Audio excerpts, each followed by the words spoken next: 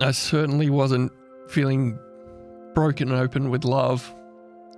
And I remember saying all the right things, like, oh my God, like he's here. I love him so much. He's perfect.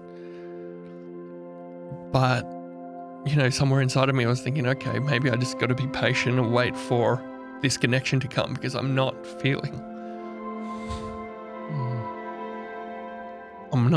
what I'm meant to be feeling. The Imperfects invites you into a very safe place. A place where we share without judgment and drink heaps of vulnerability. Grab yourself a cup.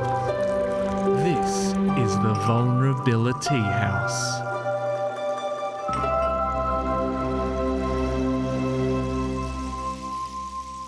Yeah, you say something. Oh, here. okay, Yeah. I'll start. Jack Post. Jack Post is here. How Yeah. lucky are we to have the Jack Post? No, don't fight over who gets to do the intro, guys. Fine, you do it, Hugh. Well, Jack's here. Jack, it's actually, I mean, there's one thing I wanted to get out of the way, which, and I don't know if you've ever been told this, Jack, but people think that our voice is the same. Oh, really? I've not heard that before. Really? No. I've got told a Yeah, few times yeah. that, are you doing breakfast with Christian O'Connell? Yeah. I was like, no, I wish I was. But no, I'm not. That's Jack. So should one of us sit out of this podcast because we don't want it to be, last thing we want it to be is confusing for people who haven't got the video as well. Well, I think people are like, people are now who's talking now? Who's Who's talking now? We don't know. We don't know. Could do a real switcheroo. Okay. No, I think it's just easy enough to, anytime one of us talks, go, Jack speaking now. Oh, and then yeah. I'll tell my bit. And then if you want to come in, you say Ryan. I mean, we got two brothers on the podcast, so you guys never get complaints about you sounding alike, do you? No, I don't think so. I think we sound pretty different. We don't get complaints about our hair being so bloody voluminous and just Yeah. insanely thick. That's annoying. Yeah, that is really Yeah, Jesus, stop it. Jack, it's so it's sometimes when you say things and it sounds like there's an edit. You know, when like sometimes you say things, oh, they've put an edit there. There wasn't. I just absolutely changed direction. Cut us off very quickly. There's no more on that. Jack, no, Jack, it's so genuinely great to have you here. No, thank you, guys. Thank you. From the Christian O'Connell Breakfast Show, from Hamish and Andy podcast and Hamish and Andy World, basically. That's how you kind of started, was... Hamish and Andy World, yeah. Yeah. I At the sold theme park. tickets at the Hamish and Andy World front desk. That's an interesting hypothetical. What would be at Hamish and Andy World? It'd just be like a roller coaster that keeps going up. And never drops. Yeah, Jack, so from Hamish and Andy podcast, we've worked together a little bit doing like the gap year Yep. shows, which is like 10 years ago. Yeah. They had to separate us eventually because our voices sounded too similar. And Yeah. it wasn't, we just couldn't keep working like that. We just connected. We became one. But Jack, there's so much to talk to you about. I mean, like, I feel like I've got lots of things I want to talk to you about. I mean, this is a vulnerability house, so you will eventually pick a card. I mean, one thing I wanted to ask you, I guess, for anyone who wants to get into radio or the media, they would look at you and go, you've had the dream run. Yeah. Best case scenario of right place, right time. And I feel that about myself as well. To paint the picture of what that dream run was, you maybe you can explain better than I can. Yeah, so my first job in radio, or my first ever full-time job, was working for Fox FM, and I started In Melbourne, yeah. at 20 years old, and I had this amazing run that's still going with Hamish and Andy 15 years later, and Hamish and Andy reached a point where they weren't doing a daily radio show anymore. At the end of 2017, we stopped doing that. And then going into 2018, Christian O'Connell announced that he was coming over from the UK, very successful presenter for many years on British radio. And he bought his show here, and I had one show finishing and his show was starting, and I picked up, you know, the next year and at the start of 2018 as the sidekick on the Christian O'Connell show. And that is a super condensed version of what happened. But I think I'm sort of more interested in like the very start, because I remember when you first started popping up on the radio show. But before that, I don't really know the exact story, but you essentially got a job like paneling, like pressing the buttons at Fox FM. Is that right? Yeah, that's right. My first job was after Hamish and Andy finished. Kyle and Jackie O's Hour of Power would So start. which Hamish and Andy show was this? This was like a Monday nights, was it? No, this would have been their second year of going full time on Drive Oh, Radio. doing So Drive, okay. 4 till 6 p.m. And I think they did the first year maybe in Melbourne and then they gone national. Can't really remember. But I was already a fan of the show. So I remember it being on and it was established. And I would start my shift as they left the building each day. And Kyle and Jackie O was a show that was coming from Sydney. So they just needed somebody in Melbourne to press a button that said Fox FM over the top of the songs. Yes. And that was my job, but it meant that I interacted with them every day because as they were leaving their studio, I was coming in, and then I just hung around as much as I could. I said, could I like ask to come into meetings, or if you ever need anybody to do anything, like I'm putting my hand up, and hung around for years until they just I integrated myself into the show. But how did you? You didn't know whose voice that was. You're looking everywhere. You're looking in places there aren't people. How did you go? Did you say to someone? Did you say to like Andy, "Hey mate, do you mind if I come to your meetings?" And was that a weird thing to ask? Or Yeah, I guess you got like the ignorance of a kid. I was 20 years old. I just finished doing a film course, and the only radio I'd done was community radio at a station in Melbourne called Sin FM. And actually, that actually helped me a little bit because Ryan, Hamish and Andy did a show on Sin FM, and I had met you guys, but you probably don't remember years before that when I was actually 15 years old.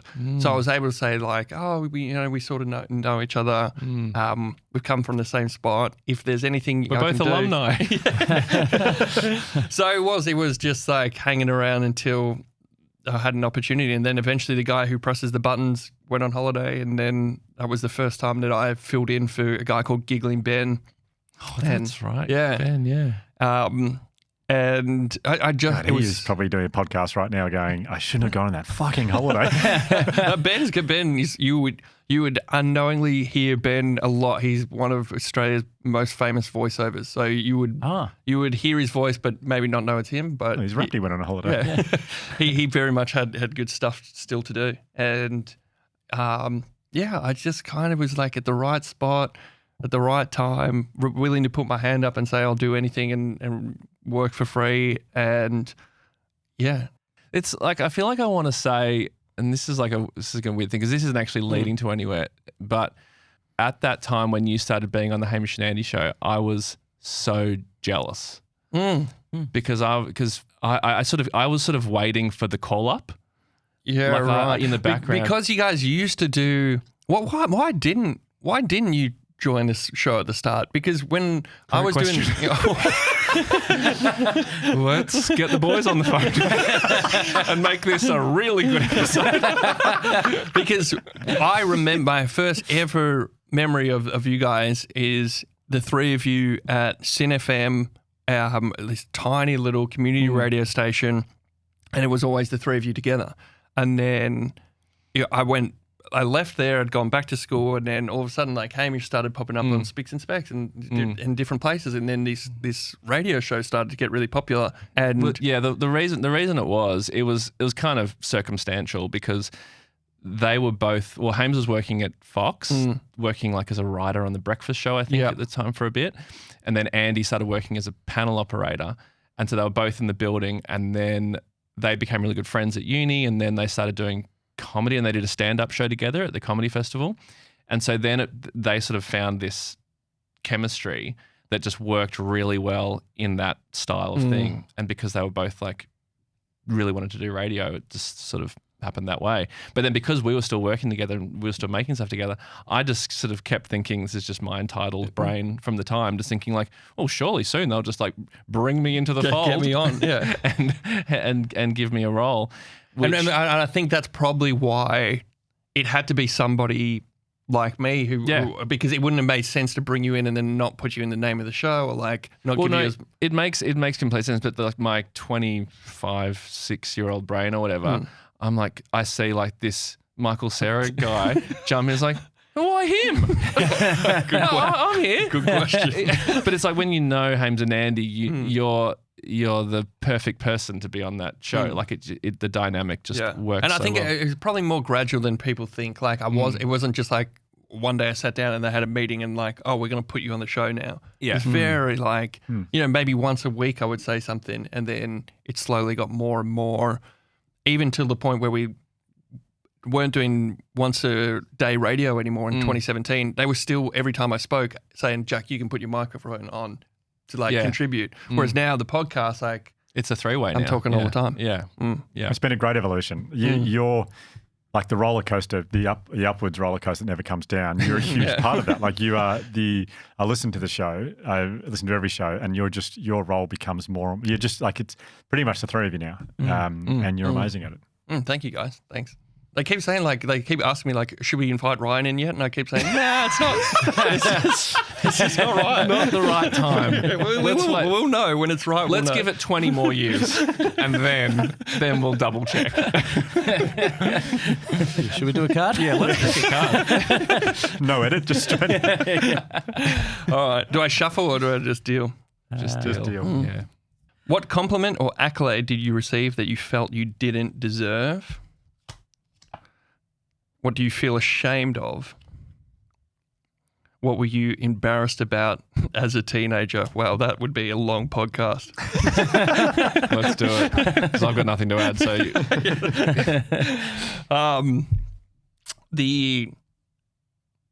what do you feel ashamed of? Is there's a lot I can say about that, and thankfully, like I can say it with a bit of perspective now, that I don't feel.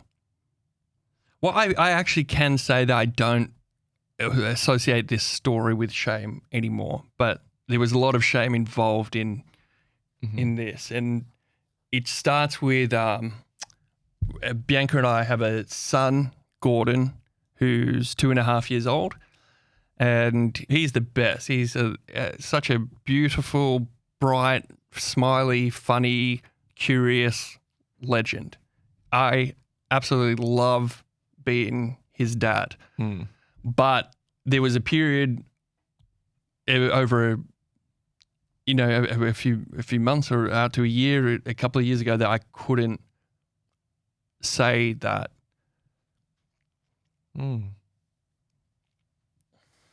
And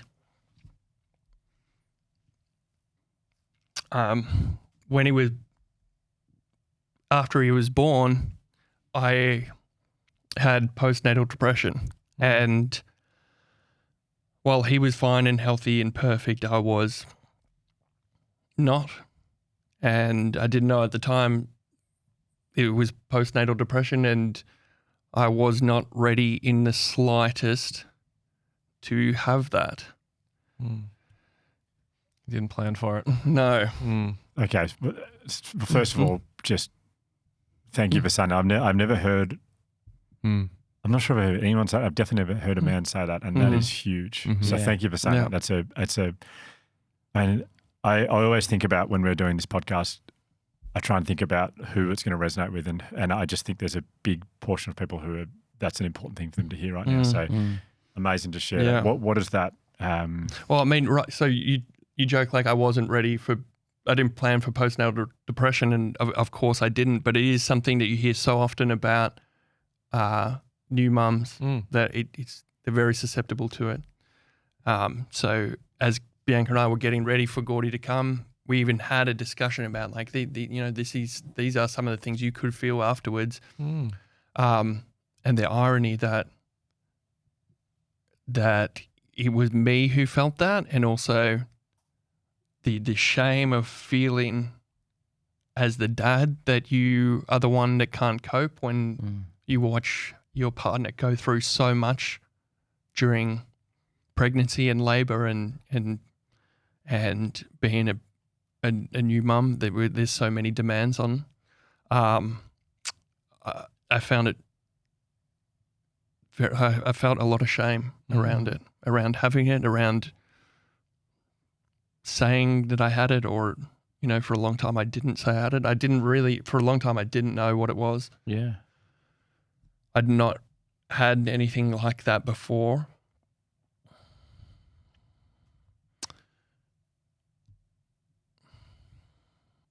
it's something in time I've learned to separate the shame of it from, though, and I'm now comfortable saying, I mean, it's still very raw, but I'm comfortable saying that I had postnatal depression and that men can get it, and that I hope that anybody who is feeling it feels like they can say they have it and find somebody that they can communicate with. What does it look like day to day? I mean, I'm guessing it's when you go from 0 kids to 1 kid. For me, with our 3 kids, that's the biggest change you will go through in your life. And so everything is thrown on its head. Everything you know about your life, all of a sudden, everything changes. And I didn't go down that path of postnatal depression, but I certainly had big feelings of like, shit, this is absolutely not about me anymore here. And it's a transition that you go through. But what does it look like? Like how long did it take? Was it like an instant thing where suddenly you just didn't feel good, or did it come over a couple of months? Or it felt, it probably got its worst 1 to 2 to 3 months into him being born, but the seed of it started the day that he was born. And I had a lot of great people in my life who were parents already.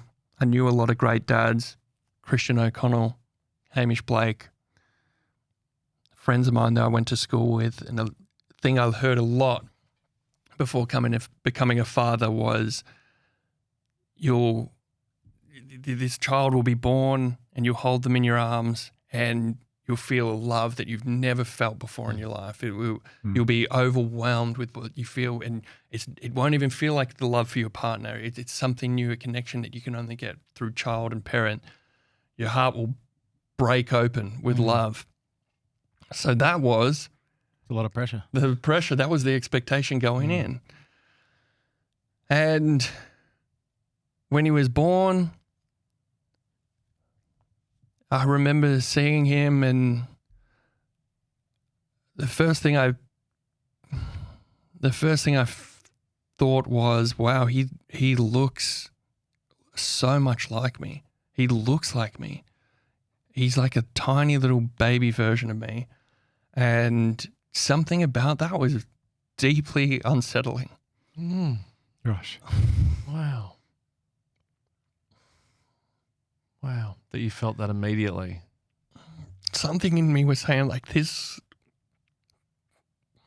isn't right. There's something not right. And he was fine. His health was fine. But I certainly wasn't feeling broken open with love. And I remember saying all the right things, like, oh my God, like, he's here. I love him so much. He's perfect.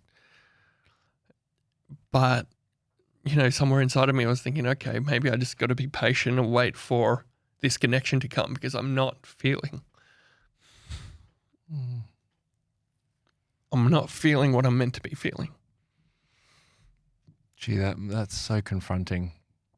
The thing that I think I realize more and more doing this podcast is that the thing that you think, and I'm completely guessing here, but in anything that I've ever brought up that feels completely unique is not. So it just makes me think that must be a feeling that happens a lot, but I've never heard it spoken about before. That must have been really confronting and confusing. It was.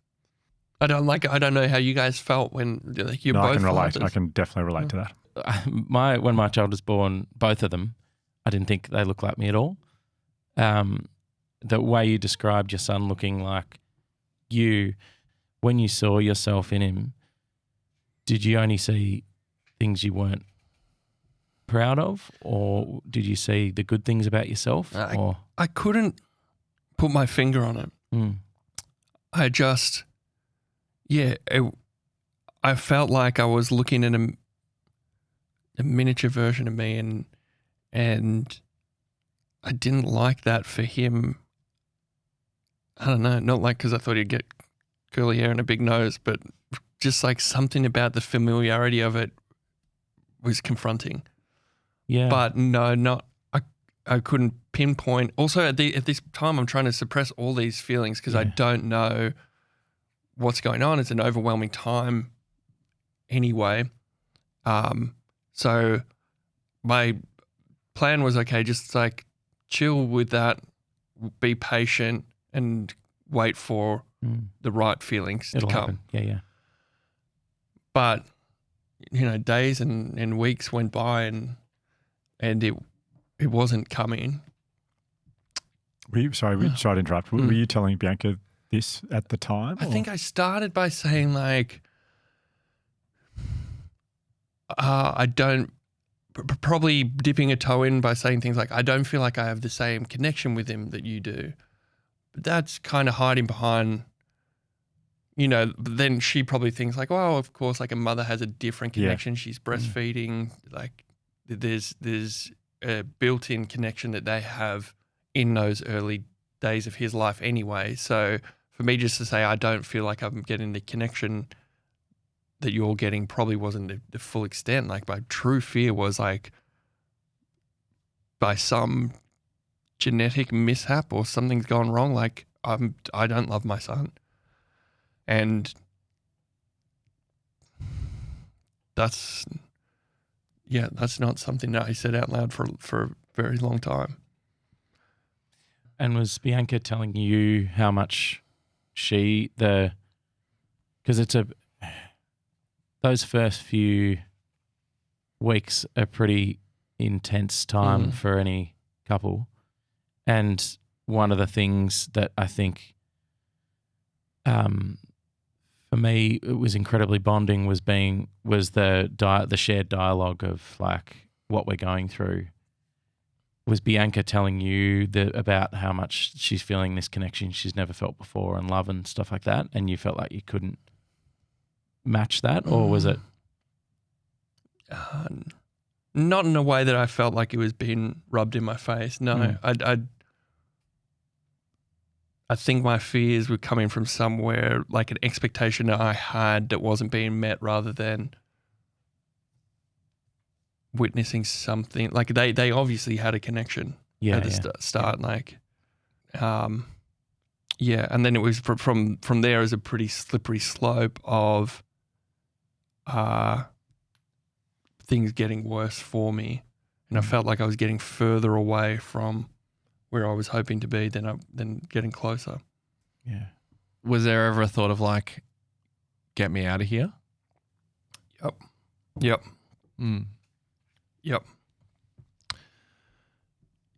Yeah. I never got to the point where I fantasized about suicide, but I remember deeply wishing that there was some magic hypothetical where I could just not exist anymore and that no one would be hurt by it, no one would know or mind, it wouldn't leave any damage or scarring on the people that I love, but that I just wasn't here or never existed. And I wanted that very badly. And how long did you feel like that for? Probably took 3 months, I think, until I got help. It was what I think what was getting so hard about it is, I mean, it's a tough time for anybody, like being a new parent. But I was finding it really, really like difficult beyond anything I've ever felt before. And when he was crying, it was not just like jarring, like, oh, we got to help the baby feel better. It was hearing him crying was like poison to me. And so it was getting really, really hard. And like I wanted so badly to be doing all the right things. I wanted to be a great father and I wanted to be a great husband. And I also wanted to prove that I could go back to work. So after a week, I went back to the radio show and that was a bad idea. I just didn't have enough to give in and everything felt wrong. Did people at work have any idea what was going on, or could they tell? Christian's a very intuitive, emotional, and Yeah. sensitive person. Did he? He say did, anything? yeah, he did, and I'm really lucky that actually I broadcast with Christian because it could have got messy. I think if it wasn't somebody who was so patient with what I was going through and had experienced. I mean, you guys had him on the podcast, and he talked about his experience with anxiety and panic attacks. So he was really kind to me and really did help me through those stages, because I was coming into the radio show and like the days and the nights for me were just polar opposites. Like in the day when I was trying to get through like being a good dad, I was just like getting to a point where I was so sad. And then overnight, I started to develop all this anxiety about going back onto the radio show, and that I hadn't slept enough, and that I wasn't, I didn't have the capacity to get through it. So I was going in these big up and downs, and I wasn't even using the language like anxiety and depression then, because I didn't know what was happening. I just was feeling terrible, but for two different reasons each day. So in the day, so it's a Tuesday afternoon. I'm in Gordy's nursery because he's not even he's sleeping in the bassinet, so he's not even in the nursery yet. Ironically, it becomes my the most private room in the house. Sitting on the floor, my head between my knees, crying uncontrollably, like a tap has been turned on and it cannot be turned off. And I can feel my mum's hand on my back and Bianca's hand on my back, and I'm just saying, I don't know what's wrong with me. And I'm so sad. I'm just saying, I don't know what's wrong with me. And then by nighttime, I'm feeling a whole different wave of emotion, which is like I'm waking up at 2:00 in the morning, my leg is kicking, my fingers are fidgeting, and I'm worried about not having enough rest and about performing on the radio show. And so I'm going in the radio show, but I'm looking down at my hands during the show and I'm gripping the desk. And I feel like I've just got electricity running through my hands. That's how I kept describing it to Christian. It's like I just feel like I got to fidget all the time or hold the desk to stop myself fidgeting. And it was this cycle of doing that and then getting to 9:00 when we finish on air each morning and just feeling like, all right, the relief of like that cycle is done. And it was unsustainable until the point where he noticed it. And we had a lot of conversations in that studio post 9:00 in the morning, like when the show is done, that I'm able to tell him what I'm going through, which is really helpful to be able to explain and be honest about what I'm feeling.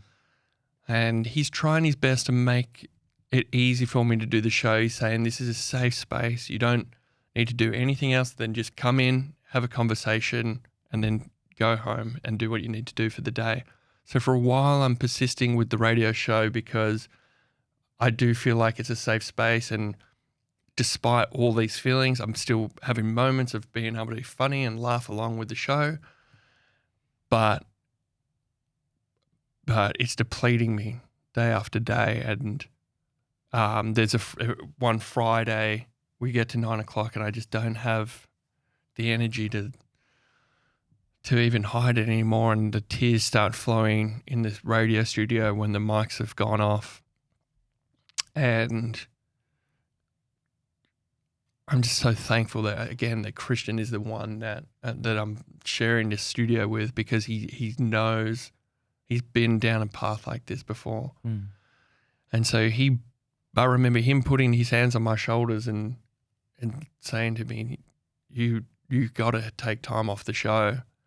And I'm trying to say, no, it's all right. Like, I can do it. I don't want to be difficult. I don't want them to have to do it without me. You don't want giggling Ben to come and take your job. Don't want Ben to leave his voiceover career to snap up my breakfast show slot. And so he says, you can't come in on Monday, and if you try to come in, I won't let you in the building. Wow. And how did that feel? Sobering in a way of like, okay, it's not mucking around anymore. Like something's really, really wrong. And it's about that time that I start to, because during all these feelings, I'm convincing myself that I don't have something like clinical depression or anxiety, that going to a therapist does not apply to me, that I'm not feeling well, but I'm not that person. That's reserved for people who are really struggling. When I'm looking back on it now, of course it makes sense that I should be talking to somebody and getting help. And throughout all this, Bianca's been amazing as well, holding space for me where it like, despite doing everything she needs to do as a new mum, communicating with me, understanding me, not making me feel guilty for what's going on. But it's reached a point now where I have to get help, and that's about the time where I called Ryan. And because of this podcast, because Ryan had said on this podcast his positive experience with speaking to a therapist, I felt safe calling you to have the conversation that we did about, I think I need to see a therapist. And that changed my life. It was a really, I felt very, well, actually, before I go into this, I just feel obliged to, I want to say that as your, and I when I say this, I mean it in a non-patronizing way at all. I just feel so much like pride. Like I'm so proud of you. Thank you, man. In so many ways. And I can hear you talking. This is so incredibly vulnerable and brave for you to talk about this. But when you called me to talk, I was like, Jack, I'm sure he's fine, because I'd only up until that point, I'd only ever known you as like the cruisiest. Nothing's ever a problem. Yeah. You'd fall into a radio show, come over to New York, we do a show, meet this incredible woman. Like, it's like, just I'm like the Homer during the Frank Grimes episode of The Simpsons. This is where our relationship falls down, because I don't have the Simpsons knowledge as you do. Frank Grimes, I know Grimes. But anyway, so when you called, I felt so privileged that you would call me. I felt so, I didn't know what really, but when I saw you and when you came in and you started talking about and you didn't go into this much detail. I think no, at that point, I mean, the way I speak about it now is I was not saying that. No. I was not telling people that. The closest I got was to Bianca trying to describe some of these feelings, but to somebody, even a close friend, I would not have said this. Yeah, from memory, you were just like, you were saying more things like, I don't know what's wrong with I don't know what's wrong with me. Why am I feeling like this? And you were feeling this, like, I think, deep shame to talk about it and to say it. And I will say as well that and the reason I'll say this is because it is hard to reach out to a friend or to someone to talk about it. But how I responded to that was like, I felt so much closer to you after you did that. After you spoke to me like that. And then now, having heard what you've just said, I love you so much. Mate, I love you too. Thank you. Like that. Like I'm so genuinely like moved by that. Incredible. I love you. I love you, and it's a testament to what you guys do. But I honestly remember having that thought of, Ryan's talked about this on a podcast that I love. I think you said something in the episode like, you don't need to be at your wit's end to go and see a therapist. And that was probably the permission I needed to hear that it was okay for me to consider myself somebody worthy of seeking help. Mm. And is that where things started to turn around for you when you started to, Yes. I mean, obviously the Ryan conversation, but as far as your healing, because I mean, you sit here today as someone who's able to articulate it so beautifully. You've obviously done a lot of work. Yeah. So for whatever reason, I can't remember, but your therapist wasn't able to see me, or she was too full. But the idea had been planted in my mind, and I put it out, and then it was Christian who recommended somebody he'd seen before, and then I met Heidi, who is the world's best therapist, and I've only seen one, but I cannot imagine how anybody could be better than her. She is such a legend, and she changed my life, and I see the whole thing now through a different lens. I'm weirdly thankful for my experience. Wow. Because of the work I've done with Heidi. So there was three really important people, like Heidi, Christian O'Connell, because I was able to have somebody who's walked a similar path, doing something very similar to what I do, show that there's a way out, and then Bianca to be there with me on the whole journey as well. With Bianca, I remember when you met. So we were doing Hamish and Andy's gap year in New York, and we were all over there for like 3 months, and you know, Jack's just like this lovely guy. You're on the show and you're doing the radio show over there with them, and then you meet this incredible woman. Yeah. This is like classic Jack, and you're still together. What is Bianca? Tell me how you feel. I mean, I've never heard you talk about.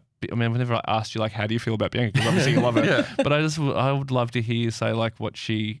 Yeah, she was incredible throughout it, and I can imagine. And I have empathy for relationships that break down after a child. Even people who, and this is not something that I condone, obviously, but even people who leave their marriage or take off on their children, like, I don't think that's a good thing, but I understand it. I understand it because when you're in so much pain, you're looking for all these different exits. And everything comes onto the table. Should I leave my job? Should I leave my marriage? Should I leave the planet and not be a human here anymore? Had it not been for Bianca and how strong she was during that, and how much she encouraged the communication of what I was feeling, you know, I can't see how I could have survived it with somebody who wasn't her. Wow. I think that was pretty powerful what you said before about when you started saying Heidi the therapist, that you're now weirdly grateful for going through that whole experience because of how you've come out the other side. I think the fact that you were able to go through the mud. Yes. Amazing. Before when you were talking about Heidi, you said that you actually, I also want to acknowledge, I think that's so incredible what you just said about Bianca. Really beautiful. And for people to know that you could go through something like that and it can be something that sounds like strengthened your relationship in the end because of your appreciation, and what she did is amazing. You said that Heidi had helped you see what you were going through a different lens. Obviously, there's probably some stuff that is very personal to you and not something you'd want to bring up here. But I'm curious to know what that new lens is. Yeah, so she did do a lot of work with me, and it took over a year to go through it. I probably had the misconception that you go and see a therapist and it's like, they go like, oh yeah, this is the problem, start doing this and you should be fine. And then Just open up the back of your head, just make a few adjustments. All right, you should be good to go. Maybe I'll come back for like a checkup, but just to make sure that I'm all good now. I will say that quickly, my partner Jam, a couple of years ago, Jam gets depression and anxiety, and she got recommended a sort of a natural medicine like guy who kind of makes tinctures, like, you know, so he's got like all these like herbs and stuff on his back wall, like a really old school guy. And he's mixing together, like asks her a bunch of questions and blah, blah, blah, mixes together a little tincture in a bottle and gives her the bottle. And I'll just to let everyone know, Jam's had anxiety for a long, long time and depression, like in and out. But he goes, all right, just if you just start taking a bit of that, you should be good in about 3 to 5 days. Well, that is great. That's who I needed. Yeah. Wow. Yeah. You should be doing a lot better. Yeah, no, that was not my experience at all. It was very, very slow and very not upward trajectory the whole way. It's not like I met Heidi and then it was just getting better week on week. It got hard, and there was a lot of days. It was Wednesdays that I would go and see Heidi, and a lot of the time that was the last thing I wanted to do, is go in there and sit in there. I knew that I would end up crying, and it's exhausting work. I remember, like, you come home and be exhausted like I'd run a marathon. Yeah. Like, it felt hard. But without going into like all the things I learned about my own childhood and like why I might have had these reactions to Gordy, a couple of things that she made me aware of were, this has nothing to do with him. He is just a little baby. He's not against me. He's not got any... He's done nothing wrong. He's done nothing wrong. And she kept calling him a little Yoda. He's this little Yoda who's here. He's just here to teach you things about yourself. And that was so true. It's like, this is about me. This is about things that I am holding on to. This is about things that I've never looked into myself and reconciled before. So it wasn't like one day to the next I drank the tincture and then all of a sudden I loved my son again. It was just a slow, like, unpackaging of it all, and then I would feel like really good, and I would have little bursts of moment where I feel like, okay, I feel love for my son. That must have been pretty. When that first happened, was that amazing? Because like when, like, going back to this cardigan, like, what are you ashamed of? There was nothing I felt more ashamed of than the question of why don't I love my son? Holding him and thinking, why don't I love him? That came with a lot of shame. A lot of shame. Was there an element of, not a therapist, but just listening to this story that you're so generously sharing? Because I'm picturing you looking at Gordy when he's born, thinking, he looks so much like me. You see yourself and you don't feel love for him. Was an element of you didn't love yourself, and it was about finding love for yourself to find love for Gordy? Yeah. Yep. Like, I grew up feeling not normal, and there was a lot of that tied up in there that I didn't know that I was holding on to. And I think a part of seeing him look like a baby version of me spooked me. But having done all this work now with Heidi is like setting Gordy and I up for a much better future together, and future for him, than had I suppressed those feelings and put them somewhere, like lock them up somewhere and never dealt with that. Do you ever feel worried about what Gordy might think if he were to hear this one day? I had that conversation with Bianca before accepting the invite to come on the show. It's like, what will Gordy think if he one day hears this? What like, how will he feel hearing me say some of these things? And she said, well, don't you want him to know this story? Don't you want to show him that we're not all perfect, and that this is something that challenged you, and that these are the steps you took to get from one side to the other, and that look at how we were as a family during that and look at how we are as a family now? And I agree with her that these are not easy conversations to have, but these are things that I want him to know, just because I want him to know that he's safe always to share his feelings, and that nothing that he feels is going to be a burden on me hearing it.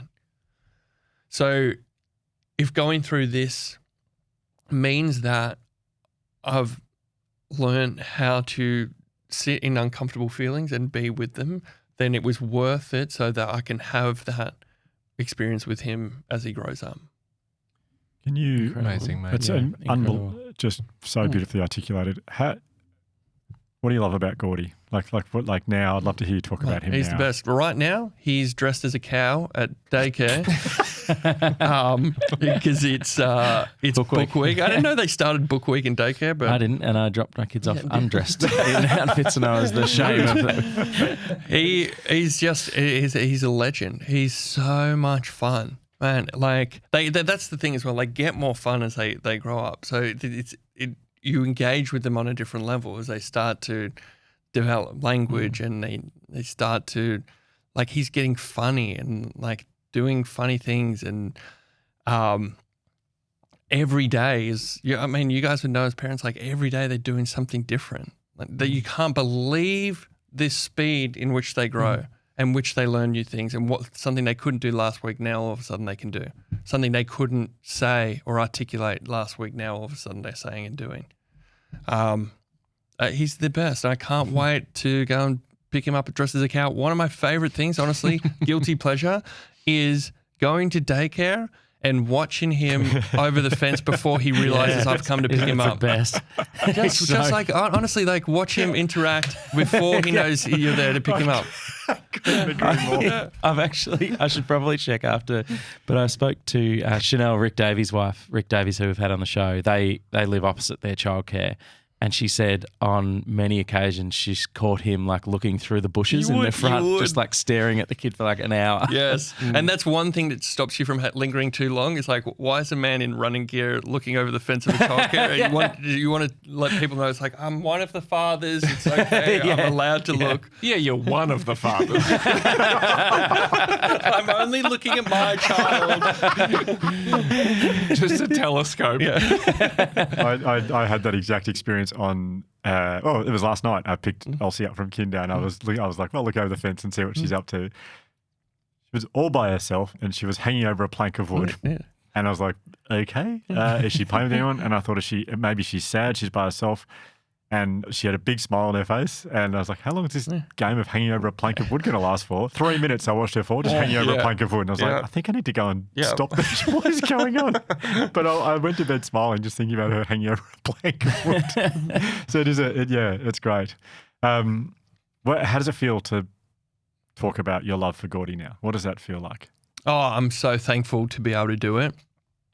There was definitely a part of me that worried during that time that, that maybe it would never come. I told myself stories like, Gordy was conceived through IVF, so we were very, very excited when we got pregnant. But after I couldn't feel this connection with him, I started to believe that, maybe this is because we forced him into the world and it wasn't the universe's plan to have him here. So because of that, I don't get to experience what a normal father would experience for their child.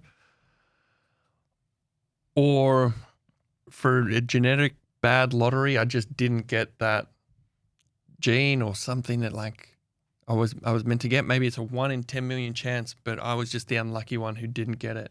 So to be able to sit here now and say how much I love him, and I tell him all the time how much I love him. I wish I could show this to me now, like 2 years ago, because this is what I desperately wanted. And for anyone listening right now who is going through this exact feeling, male or female, it's like this pathway is there for you. And this is not what you're going through right now is not forever. It is right now. And it's so fucking hard right now, but it is not forever. And Jack sits here as proof that this is not forever. And you will feel love. Yep. That's in the future, in your future for your child. Yep. You will. And it's hard, but you got to communicate. You got to tell the people around you. You got to seek help if you need to seek help. But it starts with verbalizing it, definitely. And it's a long journey, but it's worth putting the effort in, definitely. definitely.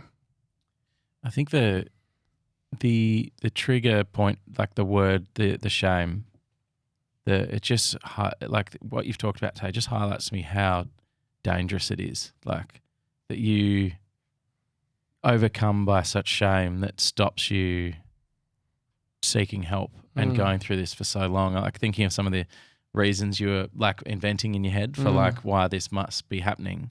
When you say them now, I'm sure, the way you were saying them, they just sound ludicrous and so crazy. But yeah, if you've got an active imagination, you can convince yourself of that. Yeah, and the fact that your brain will come up with all these things rather than just saying something's wrong and I need some help. It just shows how dangerous shame is. Like, yeah, and how long, like that would be my other message to people is like if you're not feeling right, you are worthy of searching for help, because how long it took and how deep I was in it when I was still convincing myself that I didn't fit the category of needing help is. I just marvel at it now to see like what were you telling yourself? Just to show how not uncommon this is or how frequent this is, I feel like I can't not share my version of this. It's a different version, but I do feel like there'll be people out there who will definitely relate to this. So Elsie, who is our second child, she's now 4.5.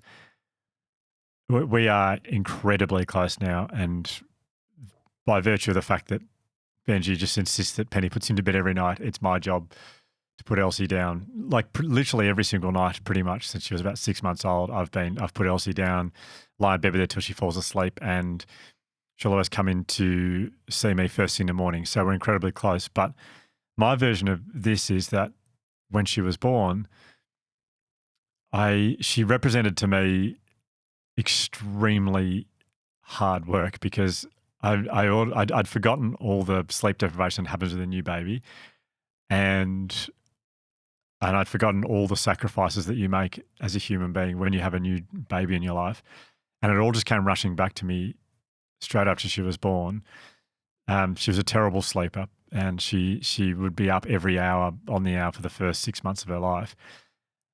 And so my version is different, because if you said to me, do you feel love for this person, I would say yes, but I didn't have the connection. There was no I didn't feel a connection there. I just didn't have that. And I don't know what it was, but I just didn't quite have that connection. And it probably took me about 6 months to find that connection with her. So my version's different to yours, but I think a lot of people will also know that feeling as well.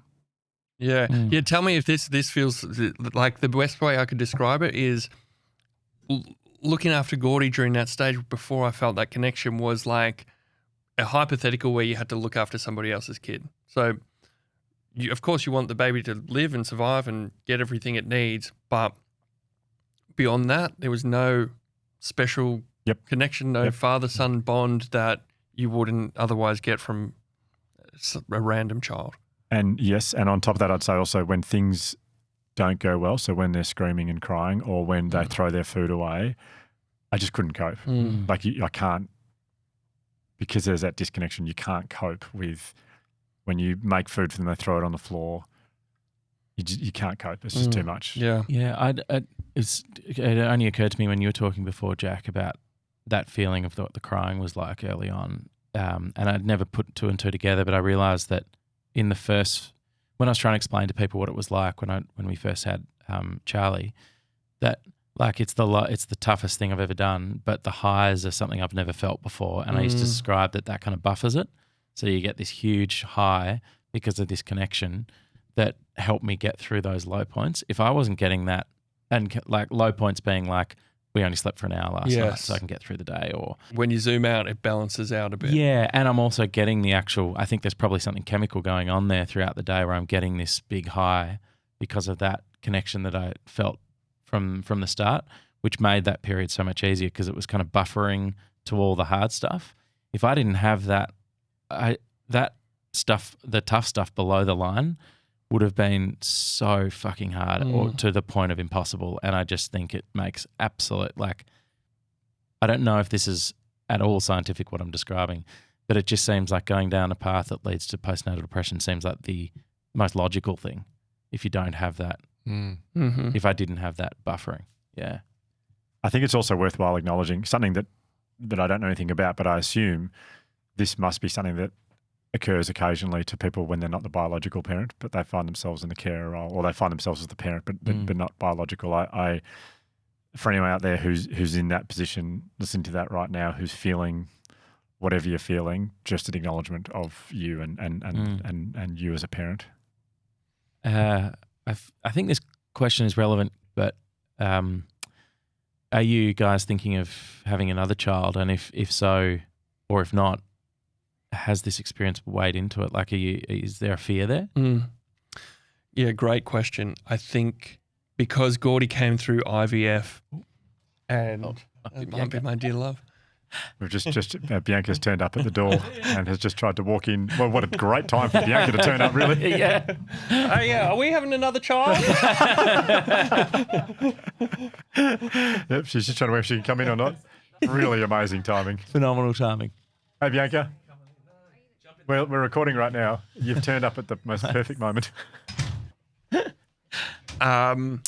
Yes, because Gordy came through IVF, there's difficulties anyway with going back for a second child. And we had one failed attempt at IVF, and you may have spoken about it on the podcast, but anybody who knows anyone who's been through it, it's an incredibly emotionally taxing and financially taxing exercise. We had one failed attempt and then took a year off. And then when we went back to do it again, they gave us about a 10% chance of conceiving. So when we got Gordy, it really felt like those are good odds. You know, we got him on the second bounce if it's 1 in 10. So there is a hesitation from me already to go back into that again. And I don't know, if I was honest with myself, how much of that is tied into like the experience of the first year that I had with Gordy.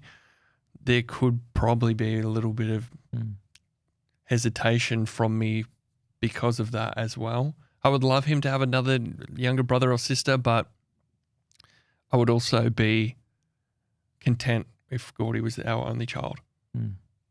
When you first went and saw Heidi, your therapist, because you know the build up to going to see her and the kind of like you convincing yourself for a while that you shouldn't see a therapist and you weren't worthy of therapy and everything. How did you respond to what she was saying to you? I know it was probably a slow burn, but did you accept what she said? Did you like believe that she knew what she was doing? You know what I mean? I honestly can't remember. There's such a blur that time. And I was like, that was the bottom. In the first session I had with Heidi, I said to her, I wish that I wasn't here anymore. So I was at a point already where I was desperate. So what did she? I mean, this is personal and don't have to reveal it, but how did she respond when you said that? She said, "Oh, gross." Okay, weird. She was so natural with it. It didn't freak her out, or it didn't. She's just like, yeah, that sucks, and I'm sorry to hear it. And I remembered nodding along to that, and like, okay, we're in it now. Might as well go all in on this, rather than drip feed her bits and pieces. Like, might as well just see what happens as an experiment. Say everything. Say things that you think you can't say. Yeah, that's a really helpful thing because I often think with my therapist, I'm like, give her as much data as possible. Yeah. Give her all the information she needs. Don't give her the stuff that you would like her to think about you or the stuff that is easiest to say. Give her everything so she can work with what's in front of her. Yeah. But I came to it at a point, I honestly was desperate for something to change, and I really wanted it to work. I don't know if you went into therapy under somebody else's assumption that it would be good for you, that you would get out of it what you would get out of it if you're ready to go and to be honest with yourself and say what is happening. And then she guided me through exploring those feelings, and I was pulling out stuff that I didn't even know I was feeling. It's amazing therapy, like when you first do it, because it's very, very rare that if you've never done therapy before, it's very rare that you've spoken to someone and you don't feel bad for just continually talking about yourself. Yep. It's like I've been like playing around with like Chat GPT and stuff, and I'll like ask it a few things, and I feel myself thinking like, I can't ask it another thing. It's like I've already asked 2 questions. And how was your day? Yeah. It's like it's all about me. It's just me want. Yeah. But I feel like it's that with therapists, and it's an incredible thing, and that's what you're there for, that you can just talk, and they're just this non-judgmental, good therapists are this non-judgmental, almost like a sounding board, and there's you don't have to feel bad about talking about yourself. It's brilliant. Yep.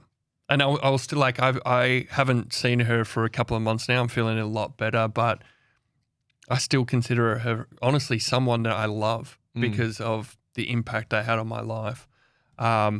So even though I don't feel like I need therapy in the same urgency that I did 2 years ago, I still hope that that's a conversation that I continue with her for years to come. There's a feeling that happens in these interviews with certain guests where You know that I would probably won't use this one.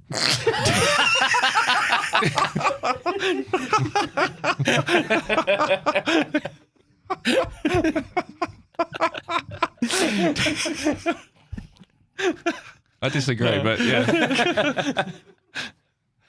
there's a feeling that happens throughout interviews where there are moments where you just feel it's impossible to almost explain, but I'll try. But it's like the air just becomes really intense and you focus so hard on the guest, and it's like the most extraordinary moment they offer up, and they go, moments like that come and go throughout different interviews. Sometimes they don't happen. Sometimes we get 2 or 3 moments. I've just felt this for this whole hour sitting here with you. I've never felt that before. And you are such a, this is such an important conversation. I feel like you've saved lives today. You've definitely changed lives, and the love that I know that everyone in this room feels for you right now is just immense. And you are an incredible person, and I feel so honored to have sat here and to listen to you tell your story. It really is. I feel very lucky. Thank you, guys. And what you do is so, so important for the world. This podcast is just so important. And I've got friends of mine from high school. I'm thinking of 2 guys who are roof plumbers, right? Some of my best mates. And I just never thought that they would engage with something like this. And they always reference the podcast. And it's like, it's reaching people. And so I thank you for that. Well, it's people like you sharing what you shared that means it reaches people. So Yeah. thank you. Thanks, man. Thank you, Jack. Thank you, guys. Thanks for having me.